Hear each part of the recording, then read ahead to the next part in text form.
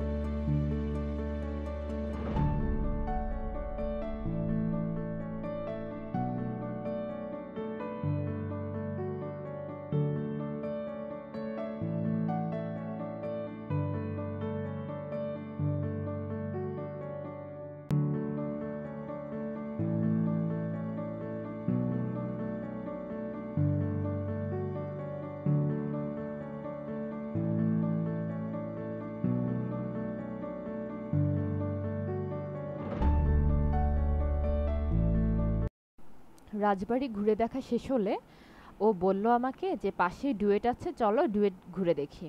ডুয়েটের ক্যাম্পাসটা অনেক সুন্দর, গেলে ভালো লাগবে। তো তারপর চলে গেলাম আমরা ডুয়েটে। আসলেই অনেক সুন্দর ছিল এই ডুয়েটের ক্যাম্পাসটা। ঈদের দিন হওয়াতে যেহেতু কোনো স্টুডেন্ট ছিল না, তাই ঘুরে দেখতে আরও বেশি ভালো লাগছিল, কারণ কোনো রকমের কোনো গ্যাদারিং ছিল না। কিছু মানুষ গিয়েছিল ঘুরতে, কিন্তু তেমন বেশি রাশ ছিল না।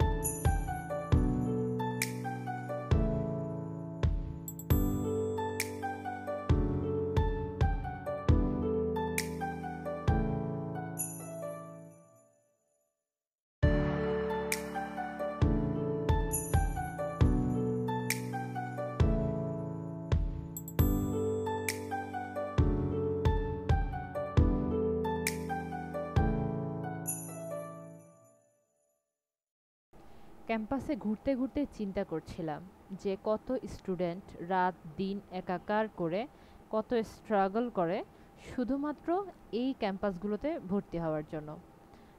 ডুয়েট, বুয়েট, চুয়েট, আরও কত কি। আসলেই এত সুন্দর ক্যাম্পাস, এত সুন্দর ভার্সিটি, কেই না চায় ভর্তি হতে। সবাই চায় আসলে। আর এখানে যে টিকেই যায় তাকে তো স্যালুট।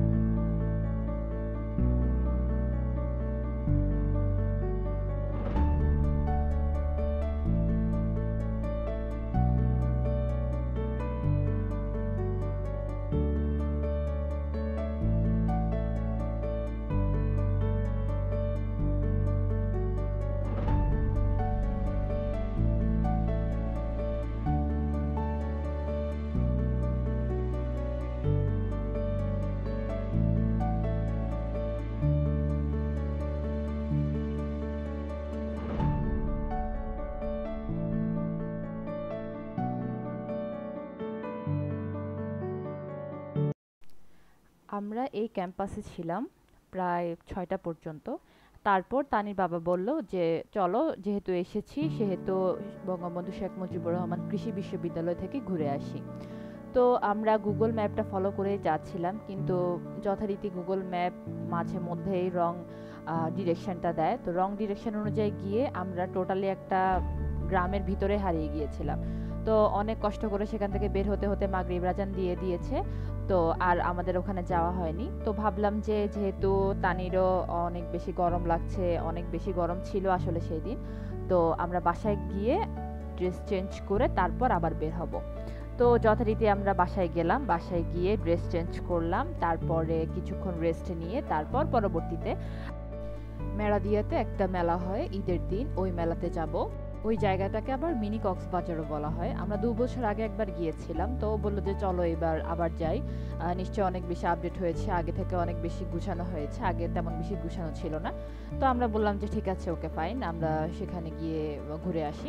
বাসা থেকে কি করবো, আজকে তো ঈদের দিন। তো আমরা সেখানে গেলাম, দেখলাম যে না আসলে ২ বছর আগে যেভাবে দেখেছিলাম আমরা ২ বছর পরে আসলে অনেক বেশি আপডেট হয়েছে, অনেক সুন্দর করে গোছানো। আর এন্ট্রান্সগুলো অনেক সুন্দর ছিল, বাচ্চাদের জন্য বড়দের জন্য সবার জন্যই মেলাটা। মেলাটা আসলে ৩ ভাগে বিভক্ত ছিল, ছোট ছোট পোর্শন করা। তো আসলে এই বাচ্চারা অনেক বেশি এনজয় করছিল, কিন্তু তানিয়া অনেক ছোট থাকাতে ওকে আমি কোনো রাইডে দেইনি, কারণ এই এই রাইডগুলোতে আবার গার্ডিয়ান বসতে পারে না, তো সেক্ষেত্রে ওকে আর আমি রিস্ক দিয়ে দেইনি।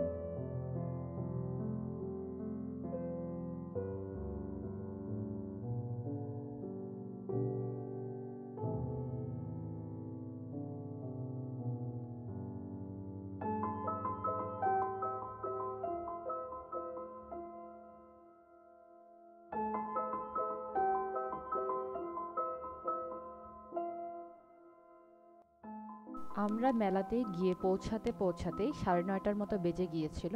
এই জন্য অ্যাকচুয়ালি মানুষজন একটু কম ছিল, রাশ তেমন বেশি মানুষ ছিল না, তবে যা ছিল একটা গ্রামের মেলা অনুযায়ী ভালোই মানুষ ছিল।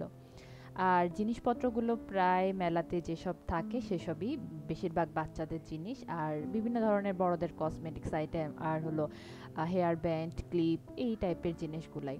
নর্মালি সব মেলাতেই আমি দেখি যে কম বেশি এগুলাই থাকে। এক্সট্রা কোনো ইউনিক কোনো জিনিস নেই, যেহেতু এটা একটা গ্রামের মেলা আর সিজনাল মেলা, এটা শুধুমাত্র ঈদ কিংবা বিভিন্ন ধরনের অকেশনগুলোতেই হয়।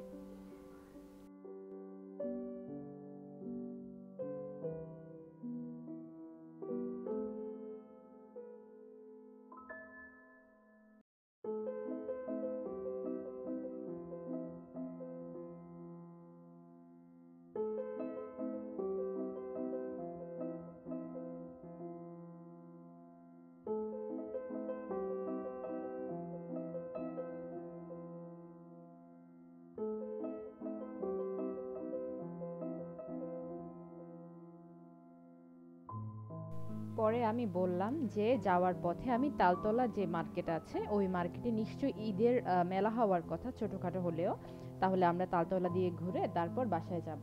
তো ও বললো যে ঠিক আছে, কোনো সমস্যা নেই। তো আমরা খিলগাঁও তালতলাতে গেলাম। কিন্তু আনফরচুনেটলি ঈদের চাঁদ রাতে মেলা হলেও ঈদের দিন কোনো মেলা ছিল না। তো আমার মনটা কিছুটা হলেও খারাপ হলো। তো ও বললো যে ঠিক আছে, যেহেতু আমি তালতলাতে এসেছি, খিলগাঁও যে কোনো একটা রেস্টুরেন্টে আমরা ডিনার করে তারপর বাসায় চলে যাব। তো আমি দেখলাম যে ডিনারের জন্য রেস্টুরেন্ট কিন্তু খুব কমই খোলা ছিল, আর যে কয়টা খোলা ছিল ওগুলাতে আমি আগে আসলে খেয়েছি, তো আমি আবার রিপিট করতে চাচ্ছিলাম না। আর যাও একটা রেস্টুরেন্ট পেলাম ইউনিক, তাও দেখলাম যে ওরা ক্লোজ করে দিয়েছে। কারণ হলো অলরেডি তখন 11টা 15-র মতো বেজে গিয়েছিল। তো আমি বললাম যে কোনো সমস্যা নেই, ঠিক আছে, আমরা যেটা করি যে আমরা বিভিন্ন পয়েন্টে দাঁড়াবো, দাঁড়িয়ে আমরা কিছুক্ষণ রাতের সিনারিটা উপভোগ করব, বাড্ডাতে, রামপুরে, তারপর হাতিঝিলে, এভাবে আমরা বিভিন্ন পয়েন্টে পয়েন্টে দাঁড়াবো আর রাতের ভিউটা উপভোগ করব। তো যে কথা সেই কাজ, আমরা বাড্ডায় গেলাম, প্রথমে বাড্ডাতে কিছুক্ষণ ওয়েট করলাম, তারপর রামপুর গেলাম, তারপর হাতিঝিল গেলাম। তো এভাবে করে করে আসলে অনেক পয়েন্টে আমাদের দাঁড়ানো হয়েছিল, কারণ আমরা বাসায় যখন ঢুকেছিলাম তখন অলরেডি 12টা 10-এর মতো বেজে গিয়েছিল। তো আমার ইচ্ছে ছিল যে ঈদের দিন আমি সারাদিন ঘুরবো, লং ড্রাইভে যাব, যেখানে ইচ্ছে সেখানে যাব, খুব ঘুরবো ফিরবো, আনন্দ করবো, মজা করব, কারণ বছরে দুটোই ঈদ আসে। তো আলহামদুলিল্লাহ আল্লাহ আমার এই ইচ্ছাটাও পূরণ করলো। সব কিছুর জন্য শুক্রিয়া আল্লাহ দরবারে। আর বিশেষ করে অসংখ্য ধন্যবাদ তাকে, যে আমার প্রত্যেকটা ছোটোখাটো ইচ্ছেকে এক্সিকিউট করতে হেল্প করে। Thank you so much. আজকে এই পর্যন্তই। আল্লাহ হাফেজ।